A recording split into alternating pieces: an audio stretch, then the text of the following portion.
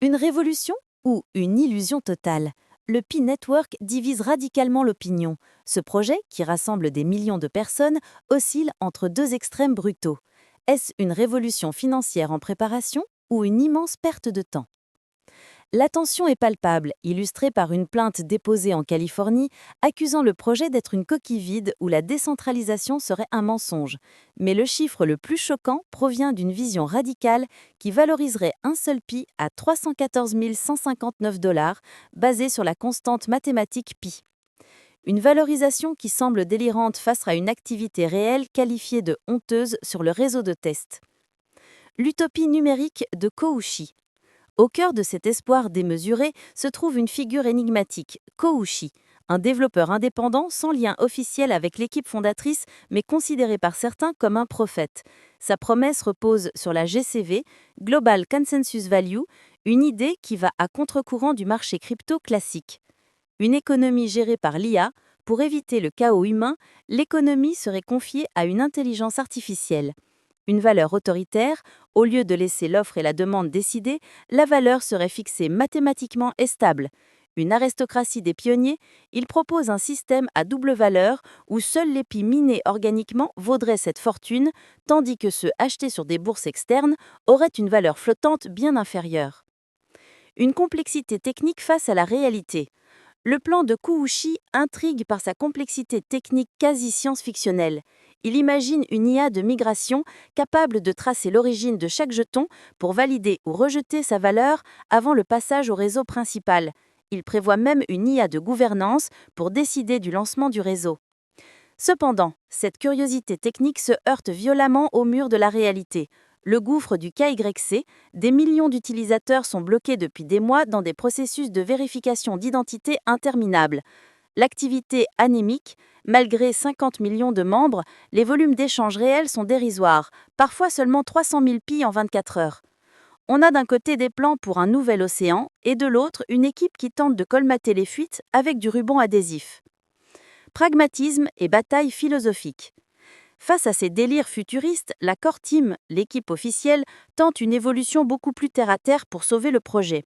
Action concrète, il déploie des solutions pragmatiques comme des tests de présence vidéo, selfie, pour débloquer les 17,5 millions de comptes en attente. L'enjeu final, au-delà de la technique, l'avenir du Pi Network se jouera sur une question philosophique majeure.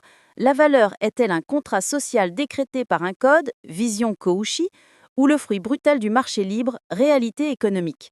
Le projet reste un théâtre fascinant, qu'il finisse en succès historique ou en échec cuisant, redéfinissant peut-être la notion même de valeur numérique.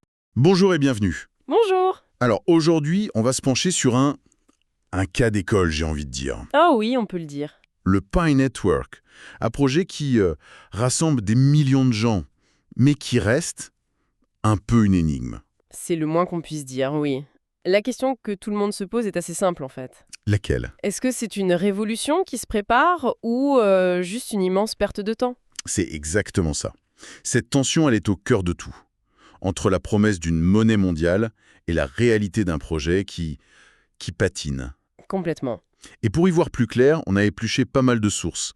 Des analyses de code très pointues sur GitHub, des forums où la communauté s'écharpe. Et des articles critiques qui, eux, n'émâchent pas leurs mots. Voilà. Notre but, c'est d'essayer de démêler un peu tout ça. On va suivre 3 pistes.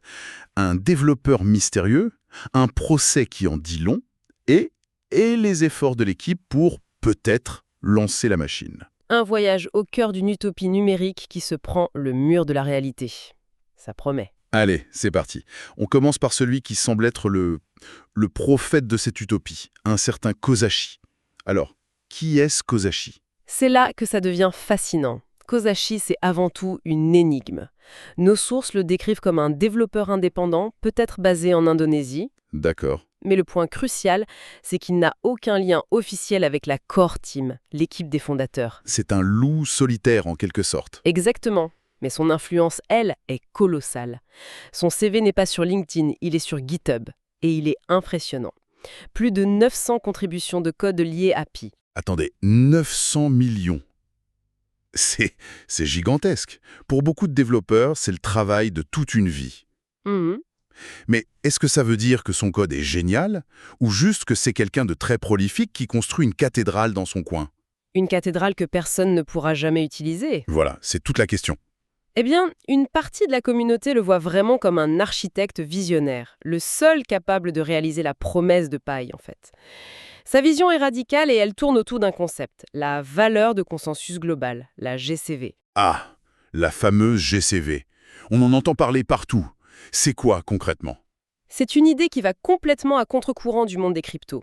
Le premier pilier, c'est de dire l'économie numérique, on ne peut pas la laisser aux humains, c'est trop chaotique. D'accord, et donc? Il veut la confier à une intelligence artificielle. Une économie gérée par des IA. On est en pleine science-fiction là. Et la GCV, elle s'intègre comment là-dedans? C'est le deuxième pilier. Et c'est le plus spectaculaire. Au lieu de laisser le marché décider du prix, comme pour le Bitcoin, Kosashi lui propose de fixer la valeur de manière autoritaire, mathématique. C'est-à-dire? Il a décrété qu'un pi vaudra toujours 314,159 $. Attendez, pardon. J'ai bien entendu là? Oui, oui, Plus de 300 000 $ pour un pi? c'est ça. Mais c'est délirant, non? Ça ne repose sur rien. D'où ça sort ce chiffre? Ce n'est pas un chiffre au hasard. Ce sont les premiers chiffres de la constante mathématique pi. 3,14159. D'accord, c'est symbolique. C'est symbolique, bien sûr, mais l'idée derrière est profonde. Il veut faire du pi un étalon de valeur, un point fixe dans ce monde chaotique, pas un ticket de loterie. C'est une tentative de réinventer la nature même de la valeur. Tout à fait. C'est l'idée que la valeur ne viendrait pas de l'offre et la demande, mais d'une sorte de contrat social numérique. D'accord. Mais en pratique, comment ça peut marcher? Si le réseau ouvre demain, rien n'empêche les gens de vendre leur pi à $1. C'est là qu'intervient son idée la plus technique et la plus controversée. Un système à double valeur. Ah, expliquez-moi ça. Selon son plan, seuls les pi obtenus organiquement, donc minés par les pionniers, les premiers utilisateurs, auraient cette valeur garantie de 314,15 900 $. Et les autres? Tous les pi achetés sur des bourses externes seraient, eux, considérés comme non organiques et auraient une valeur flottante, bien plus faible. Donc, si je comprends bien, on aurait deux types de pi. Ceux des vrais croyants qui valent une fortune et ceux du marché qui ne valent presque rien. C'est un système qui crée une sorte d'aristocratie. C'est exactement ça. Mais techniquement, ça paraît impossible à tracer. Comment un système peut faire la différence? C'est précisément ce que son code essaye de résoudre. Son projet HyperTechPi, qui est sur GitHub, détaille tout ça. Il a conçu le concept d'une IA de migration. Une IA de migration. Oui. Avant qu'un seul pi ne bouge vers le réseau principal, cette IA vérifierait son origine. Si ça vient du minage, c'est validé avec la valeur GCV. Si l'origine est douteuse, C'est rejeté. voilà. Rejeté ou marqué différemment. Et qui appuie sur le bouton pour lancer un truc pareil? Personne. Pas un humain, en tout cas. Il a aussi prévu une IA de gouvernance, une sorte de conseil d'administration d'IA qui voterait de façon autonome pour décider si le réseau est prêt à être lancé. C'est fou. Et pour couronner le tout, il ajoute une condition. Tout ce système devra recevoir le feu vert d'agences de régulation mondiale. Cette vision est vertigineuse. C'est un plan d'une complexité presque trop beau pour être vrai. Et justement, quand on regarde ce qui se passe sur le terrain, loin de tout ça, l'ambiance n'est pas tout à fait la même. On parle même de tribunaux. Et le contraste est brutal, oui. On passe de l'utopie gérée par l'IA à une plainte très concrète déposée en Californie par un certain Haro Moyenne. D'accord. Et les accusations sont sérieuses. Il dit qu'on lui a volé plus de 5000 pilis, que ses autres jetons sont bloqués, que la décentralisation est un mensonge. Et Ancienne non enregistrée. Ce qui, aux États-Unis, est une accusation qui peut être fatale. oui, je vois. Mais les sources qu'on a analysées disent que la plainte est faible, juridiquement, que le vol est sûrement de sa faute, et que la valorisation est bidon. C'est vrai, sur le plan juridique, ça semble peu solide. La valorisation de 2 millions de dollars qu'il avance est basée sur des IOU, sur des plateformes non officielles. Ça n'a aucune valeur légale. Mais attendons, même si la plainte est bancale, ne la balayons pas trop vite. Ça nous dit quelque chose, non? Sur l'état d'esprit des gens. Ah, mais complètement. Ça ressemble à un acte de désespoir presque. C'est le symptôme, en fait, d'une frustration qui est immense et qui, elle, est bien réelle. Elle met en lumière les deux problèmes qui rongent le projet de l'intérieur. Lesquels? Premièrement, les délais infinis pour la vérification d'identité. Le fameux KYC. Le KYC, oui. où il faut envoyer sa carte d'identité. C'est obligatoire dans la finance. Exactement. Et pour des millions d'utilisateurs de paille, ce processus est un trou noir. Ils sont bloqués depuis des mois, voire des années. Et le deuxième problème. C'est la migration de leur paille. Même une fois vérifiée, beaucoup attendent encore le transfert de leurs jetons. Et quand on regarde les chiffres de l'activité réelle sur le réseau de test, on comprend leur frustration. Ah, les chiffres. J'ai lu dans une de nos sources un mot très fort pour décrire le volume d'échanges. Le mot était honteux. C'est un mot fort, mais il est justifié. Pour une communauté de plus de 50 millions de membres, l'activité est quasi nulle. Une analyse a montré qu'une des plus grosses transactions sur 24 heures ne portait que sur 300 000 pailles. C'est dérisoire. C'est ça. Et quand on met ça en face de la GCV à 314 159 $, le décalage devient absurde. Pour certains analystes, le projet est tout simplement ruiné. Ruiner un. Carrément. Oui, ils estiment que la confiance est brisée et que les investisseurs se réfugient maintenant dans des valeurs sûres et bien réelles, comme l'or. On a donc un gouffre. D'un côté, un plan de science-fiction, et de l'autre, une réalité où les échanges sont anémiques et les gens frustrés. L'équipe officielle, la Core Team, que fait-elle pendant ce temps? Ils essayent de répondre, mais à une échelle beaucoup plus terre-à-terre. Oubliez les IA de gouvernance et les valeurs cosmiques. D'accord. Leurs dernières mises à jour sont très pragmatiques. Ils s'attaquent aux problèmes urgents. Ils ont lancé une nouvelle procédure de vérification, PI Standard KYC. Elle utilise, elle aussi, une IA, mais dans un but beaucoup plus modeste. Accélérer les validations, j'imagine. Exactement. Essayer de débloquer les millions de dossiers en attente. Et est-ce que ça marche? On a des résultats. Il y a du progrès. On parle de 17,5 millions de comptes KYC, enfin approuvés. Récemment, ils ont envoyé à 3 millions d'utilisateurs bloqués une nouvelle étape, un test de présence en direct. Un selfie vidéo, quoi. En gros, oui, pour essayer de débloquer leur situation.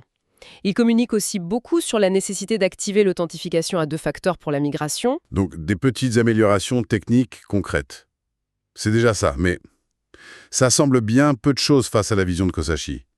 J'ai l'impression qu'il bouche les fuites d'un barrage avec du ruban adhésif pendant que lui dessine les plans d'un nouvel océan. C'est une excellente image, et ça résume parfaitement la tension qui déchire le projet. Le Pi Network est écartelé. Entre deux philosophies. Exactement. D'un côté, la vision radicale, quasi mystique de Kosashi, qui excite une base de fidèles. Et de l'autre, la réalité crue du marché, des contraintes techniques, de l'impatience. Et les mises à jour de la Core Team, c'est un pas en avant, mais un tout petit pas. Un pas de fourmi qui ne répond pas à la question fondamentale. Et cette question, ce n'est pas seulement « est-ce que le projet va être lancé un jour ?» Non, c'est plus profond que ça. La vraie question, c'est quelle sera la nature de la valeur du paille? Est-ce que ce sera le système à double valeur de Kosashi qui récompense les pionniers? Au risque de créer une économie à deux vitesses? C'est ça. Ou est-ce que ce sera un système à valeur unique, où tous les pis sont égaux, comme l'exige la logique d'un marché libre? C'est une décision philosophique avant d'être technique. On arrive donc à la fin de notre analyse. Et le tableau est, pour le moins, contrasté. On a d'un côté la promesse d'une monnaie stable, gérée par l'IA, avec une valeur quasi divine. Et de l'autre, la dure réalité d'un projet embourbé avec une communauté qui oscille entre l'espoir et la colère. C'est tout à fait ça. Et la pensée qui reste, en refermant ses sources, elle est fascinante parce qu'elle dépasse le seul cas du Pi Network. Ce projet, qu'il réussisse ou qu'il échoue, est le théâtre d'une lutte acharnée. Sur la définition même du mot « valeur ». Exactement. La question qu'il nous force à nous poser, c'est la valeur d'un actif. Est-ce que c'est le fruit d'une croyance collective, d'un contrat social décrété par un code inviolable, comme le propose Kosashi? Ou est-ce qu'elle est inévitablement dictée par les forces brutes d'un marché ouvert avec sa spéculation, ses paniques et ses bulles? Voilà. La réponse que le Pi Network apportera, s'il y en a une un jour, pourrait bien sceller son destin. Mais elle pourrait aussi, et c'est peut-être le plus intéressant, nous offrir un aperçu de la prochaine grande bataille idéologique qui se jouera dans le monde des monnaies numériques. C'est pour ça que, même avec ces airs de projet fantôme, Il reste si important de le garder à l'œil.